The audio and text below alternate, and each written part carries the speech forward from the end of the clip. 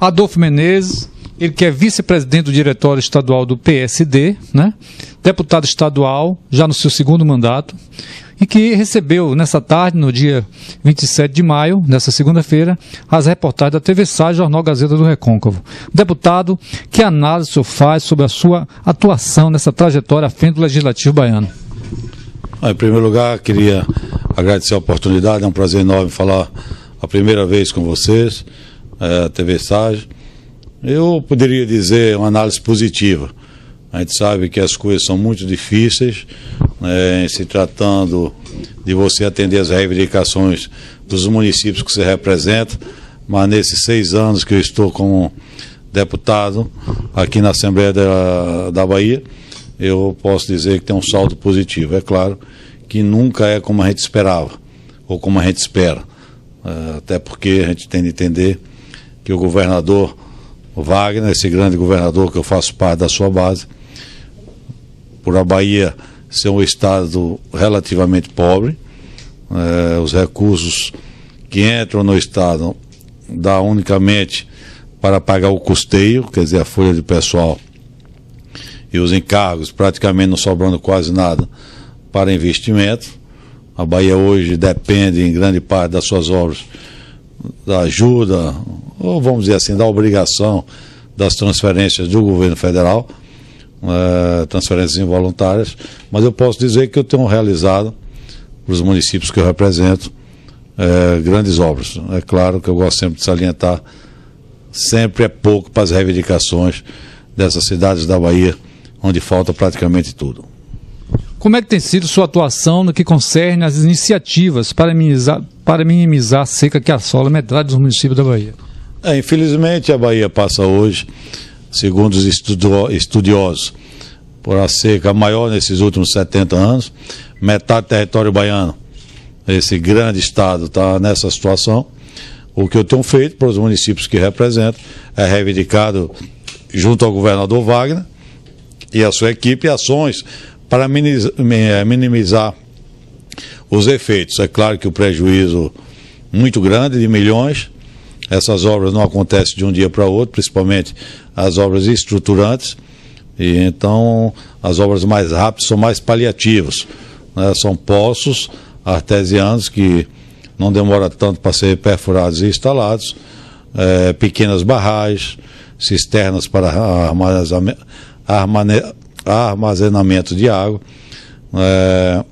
horas de máquina para limpar a barragem, para quando a chuva chegar.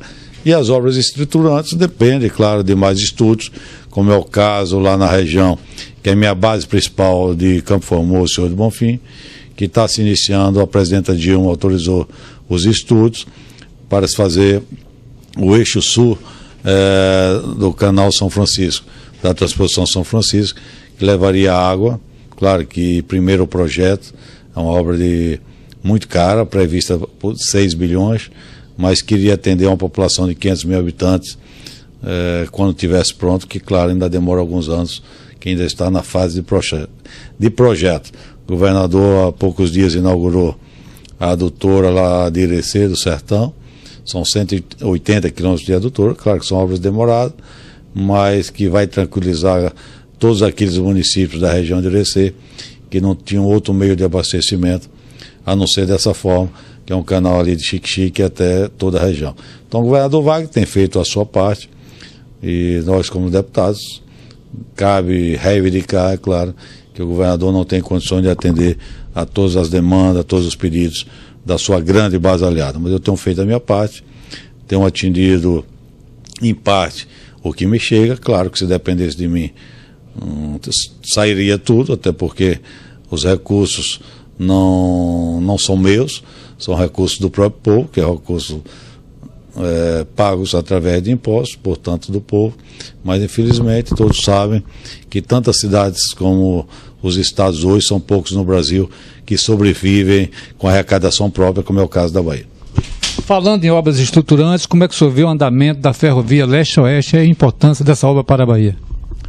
Olha, o Brasil precisa, eu tenho feito vários pronunciamentos aqui na casa, dizendo que os homens públicos ou vão tomar vergonha quando eu digo os homens públicos, os deputados federais, senadores, todos nós, claro, a responsabilidade maior é do Congresso Nacional, porque constitucionalmente são eles que têm a obrigação de fazer as leis do país, ou se faz um pacto no Brasil, ou nós vamos ficar para trás. Nos últimos anos, o Brasil teve um salto aí de desenvolvimento, milhões de pessoas saíram aí da linha de pobreza, mas nós já estamos vendo aí no noticiário, principalmente vocês, se falar em inflação, que era um bicho que há muito tempo a gente, graças a Deus, não ouvia falar. Por quê? Porque o Brasil está ficando para trás na competitividade dos seus produtos. Então, o que exporta praticamente são produtos primários, como minério de ferro, soja, enquanto outros países estão se especializando e exportando tecnologia, exportando conhecimento. E todos os dias a gente vê na televisão. O Brasil que chegou hoje a produzir alimentos, principalmente, comparáveis aos maiores produtores do mundo, como os Estados Unidos, uma produtividade semelhante à dos Estados Unidos, o que chegou a um nível mais alto, mas entre o transporte, entre a produção e depois o escoamento, a gente perde praticamente essa competitividade. O que eu digo, tem que ter um pacto, né? Se fala muito há anos de uma reforma trabalhista, que tem décadas e décadas que é a mesma, que dificulta investimentos aqui, porque é uma carga muito grande. A reforma tributária, a reforma política, nós não podemos estar como estamos hoje. Eleição praticamente de ano em ano, isso quem paga é o povo, quem paga são as cidades, quem paga são os municípios, né? Com a eleição dessa custa uma fortuna para o país e não se modifica. Toda eleição se fala que vai ter uma reforma política e continua tudo do mesmo jeito. Então o que eu digo sempre que o Brasil não precisa inventar nada.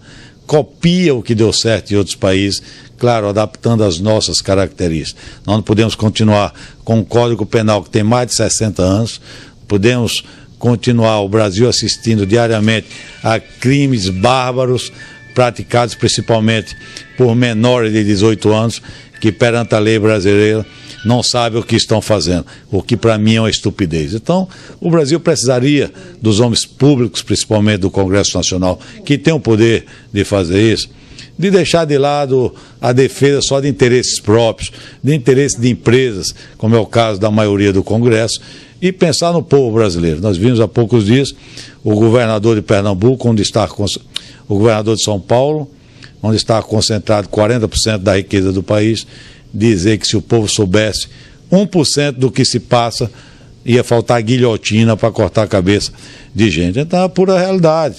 Infelizmente, temos homens sérios, como em todos os setores, né? Tem na política, claro, mas precisaria que os políticos, principalmente, eu digo, não tirando a nossa parte, mas nós não temos poder para fazer as leis, né? As leis, a Constituição, as leis, a mudança na Constituição, cabe ao Congresso Nacional. Então, por isso, eu digo que os responsáveis estão em Brasília, e se pensasse no povo, a maioria, claro, eu tenho certeza que a gente ia fazer todas essas reformas e o Brasil ia passar por outro desenvolvimento, o que hoje já nos preocupa.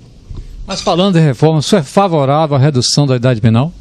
Totalmente, tenho feito vários pronunciamentos aqui na casa, inclusive mostrei dados estatísticos, que em todos os países do mundo, eu peguei o continente asiático, que não é tão rico, peguei a África, que é considerada ainda subdesenvolvida, peguei a Europa, que é considerado primeiro mundo, peguei aqui a América do Sul. O Brasil é um dos poucos países do mundo, aqui na América do Sul, na América Latina, só tem 2 países que ainda são igual ao Brasil.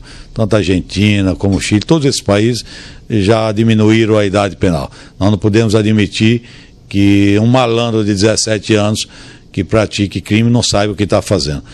Para mim, isso já deveria ser feito imediatamente. Até porque as estatísticas estão mostrando, no Rio de Janeiro mesmo, na favela que foi pacificada, que aqueles que era o aviãozinho, quer dizer, que entregava a droga, que ficava dando alarme, hoje estão indo para o asfalto, quer dizer, estão começando a praticar os assaltos, porque os grandes, os traficantes maiores, utilizam desses menores, entre aspas, para cometer essas barbaridades, porque dificilmente eles são punidos. Então, já fiz vários pronunciamentos, vou continuar nessa luta, claro, não é só minha, é uma opinião minha, mas também de vários, nós vimos aí promotores, procuradores, outros políticos, como o próprio governador de São Paulo, eu falo São Paulo porque está a metade do país praticamente, defendendo uma mudança no Código Penal que tem 60 anos. Imagine 60 anos atrás como era o Brasil. Imagine 60 anos hoje, nós ainda estamos com o mesmo Código Penal e todos os dias a população assiste aí sem poder fazer nada, essa violência desenfreada, não só aqui na capital, como em todos os municípios da Bahia. É natural que nesse momento os deputados já estejam costurando a busca de apoio em vários municípios, né? Especulam de que o senhor estaria costurando esse apoio à reeleição junto ao prefeito Clóvis Penini de Muniz Ferreira. Em se configurando essa aliança, o que o senhor prometeria para a população desse município? Olha, eu tenho uma grata satisfação de já ter sido votado lá pelo Clóvis, quando ainda não era prefeito, e tive uma votação para o tamanho do município expressivo. É claro que espero e ter a honra de ser votado por um grande município de Muniz Ferreira e por esse prefeito, que eu tenho certeza que todo início é difícil, mas no final o saldo vai ser positivo, porque ele quer o melhor para o seu povo. E pode contar comigo, é o que eu acabei, né? As coisas são muito difíceis. Existe aí, como eu falava há pouco, que precisa ter um pacto, que está tudo errado. Nós não podemos continuar hoje com os municípios com a cuia na mão, dependendo da boa vontade do presidente de plantão, no caso da presidenta Dilma, mendigando. Agora mesmo a semana vai ter a marcha dos prefeitos em Brasília, gasta-se mais dinheiro, reivindica, promete, não vem. Então tem que ter outro pacto federativo. Os municípios tinham que ter autonomia financeira para poder resolver os seus problemas, e não como hoje, que fica dependendo, no caso, do deputado estar reivindicando, deputado estadual a nível de estado, e o deputado federal em Brasília. Então, claro que não cabe a mim mudar, se continuar nessa mesma situação, que é a situação de quase todos os municípios da Bahia, para não falar do restante do país, Muniz Ferreira pode contar comigo, que eu tiver ao meu alcance, farei para melhorar, para atender. O que eu tenho certeza são várias reivindicações do povo pela necessidade que o município atravessa. A TV SAI, Jornal Gazeta do Recôncavo, agradece, e espaço cabe naturalmente as suas considerações finais. Não, agradeço a primeira vez estar falando para todos vocês e espero ter a oportunidade de a gente conversar mais vezes.